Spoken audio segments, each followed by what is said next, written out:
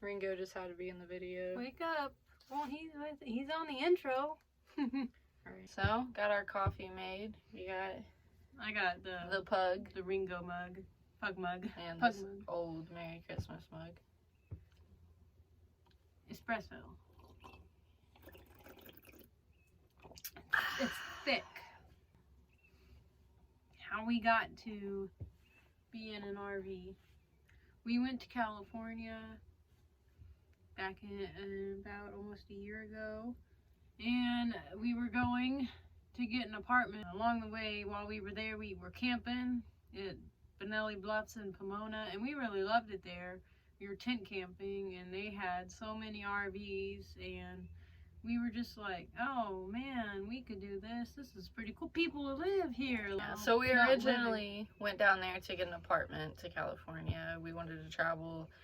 The lease was up on our apartment in Indianapolis, so we decided to just travel, go to California, and get an apartment and a job there. Abby had lived there before, so she knew that we would like it. We went down there, had jobs lined up, and we're looking for apartments, and it just wasn't feeling right at all.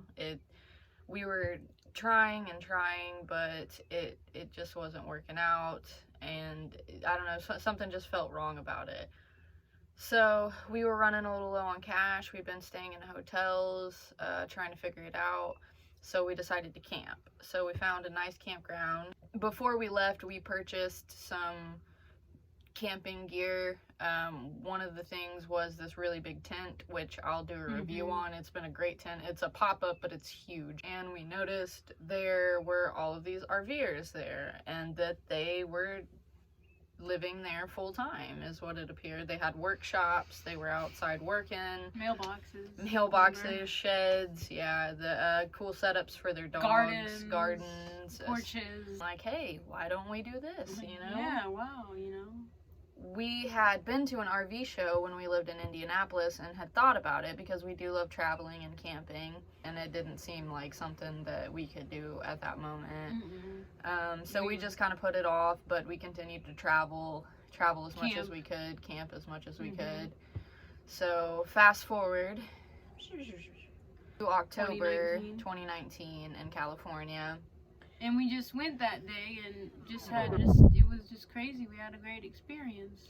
So yeah, we found, we were just trying to think outside of the box, and we really did not want to get stuck in the cycle again of getting a job that we didn't like to pay for an apartment that we're not really at very much, and then the cost of living in California. So we did not want to get stuck back in that cycle again of getting locked into a lease, and that was something we were starting to realize. Found a little RV dealer, family owned, in California, which the guy was great. He helped us so much. He found something in our price range, which wasn't very high. We gave $8,500 for Barb. It's one big thing that we need to look out for was leaks. Look at the roof, and if it was, you know, caved in at all, or anything that looked like leaks, then you want to run the other way, really. But it looked good, and that's really all we knew, and it ran. They don't make them like this anymore. They don't make them like they used to. So this is, I mean, and it's a Ford. But yeah, so I just think this is a really good one. I think it seems like life is about timing. Like, we had considered doing the RV thing, but the timing didn't feel right. You need a place to stay. I'm gonna present, you know, this to you. You know, the universe just kind of, and it was crazy, and it just felt so right. So we just kind of jumped into it, and we really didn't know anything about RVs. I mean, we don't have any automotive experience or really any building experience, and you know, we're two young females, and the only thing that we'd really done that prepared us was we traveled a lot. But we had a lot of camping experience as well. So that was really all we had. So the big thing that I get, people saying like, this is great, you're doing this, it's awesome, you know, I wish I could do that, you know, I can't do that. And it's like, why not, you know? And we just want to show people on this channel that if we can do it, anybody can do it, if that's really what you want to do. But yeah, first night, I tried to research all I could. because I'm neurotic about everything I could, videos, everything, which there are a lot of great YouTube channels out there, and also Facebook. The Facebook groups, like, have been the number one probably helper and apps. Facebook RV groups. Go on there if you're new to RVing or plan on getting an RV and just ask questions and read people's experiences. So we didn't really know anything about it except for what we researched. I'd never driven anything this big before. It was a little intimidating to me, so we didn't drive it. We kind of took it slow and just eased our way into it. We bought it, took it off the lot, parked it nearby in a parking lot, and just decided to just stay in it and learn how it works. But you did really good. It was very busy in that area. We're in my first time driving something this big is in California. And sometimes the traffic. And then we drove her all the way back from California, over 2,000 miles to Indiana. And she was tired towards the end. She was just like... Me or Barb? Both. Barb. I was tired. She was just tired. She was just like, okay, don't drive me until like She's the spring. Old. Yeah. On the way back, we weren't able to see as much as we wanted to. We just kind of hurried up and tried to get back before it snowed. It was in December. It was getting cold, and we wanted to get back with family and fix up Barb and, holiday stuff. So, and then with the coronavirus hit right after that, so I'm glad we came back to be around family. Yeah. So we just would wake up and drive until it was about to get dark, and then we would find an RV park on an app I'll talk about later. 8 hours. And then just try to sleep and eat and then wake up and then do it all again. And we did that day after day. And it was, for me having no experience, I started to get more used to it, but it was a little daunting. But you don't know what you can handle until you just do it. Like, the anxiety comes from thinking about it. The anxiety comes from thinking about something that's happened or that's going to happen, not really actually doing it. Like, once you just start doing it, you're just like, okay, I'm doing it. You're like, I'm doing it. You don't have time to be anxious. You just like, throw yourself in. You just gotta go. You just gotta go. I think you just get stuck in living a certain way for so long and thinking that there's no other alternative, and people telling you like, oh, you can't do this, it's too hard, that you don't think you can. And like I said, if we can do it, anybody can do it. Right, Ringo?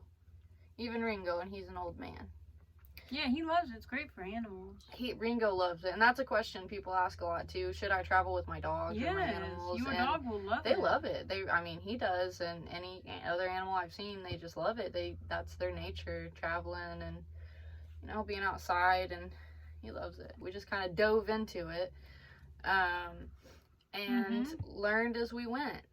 We're still learning, and we're still learning. We learned a little bit about how it operates, the back, obviously, the RV part, but also the engine and the car part of it, the chassis.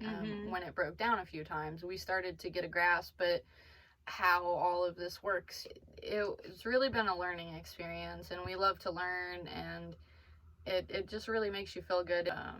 Just showing me that I can do anything, no matter how overwhelming or impossible it seems. Because we were in California, we didn't really have any friends or family down there, and we were really budgeting. So if something happened, if something went wrong, we had to rely on ourselves. Did a lot of research before we got it, but it's just the small things, really, like emptying the tanks and filling the tanks, your propane, your breaker box, your electricity, how all of that works. It's very different.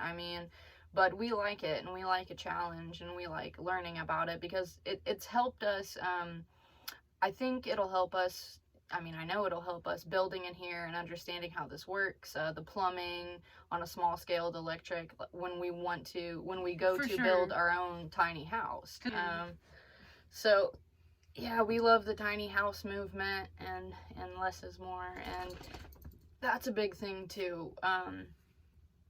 Living with so little, and we can't just go buy a bunch of stuff and zombie out and just, I want to get away from my problems, so I'm gonna go shopping for 4 hours and buy a bunch of stuff I don't need. Yeah, you can't be a hoarder. You can't do that. There's no room for it. You have to organize everything specifically, and I like that too. That's fun and a challenge. Like the stuff that you get, you try to get something that has multiple uses.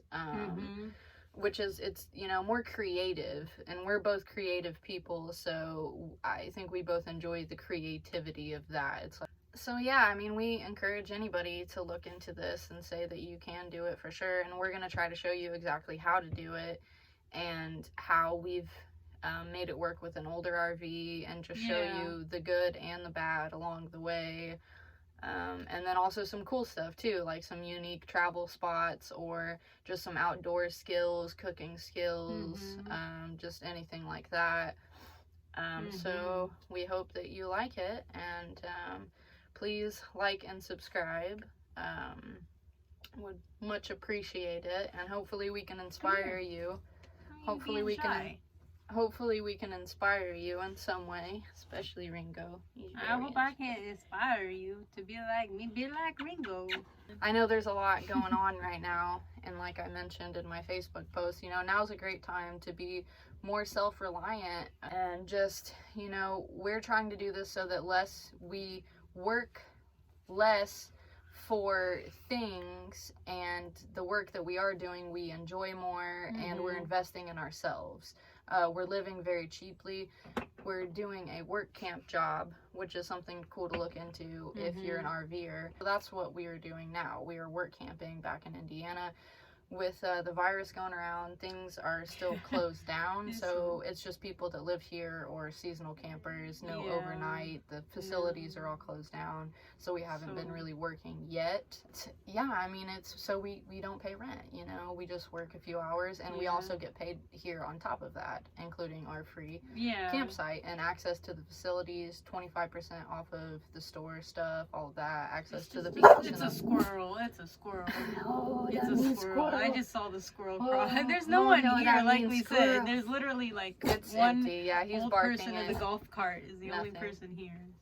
So yeah, I mean, I think with everything going on and people being laid off work, people are really just reflecting, having time to reflect, just kind of thinking about what they want in life. And well, they're all laid off.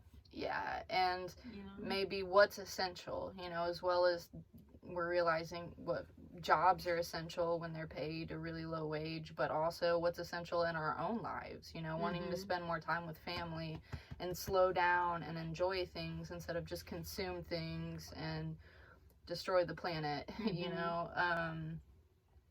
So, and that's one of the great things about this lifestyle too. You really get to see just the beauty of nature, and we love going to parks, and going to parks. We want to go to all of them, you know, and then travel out of the country as well.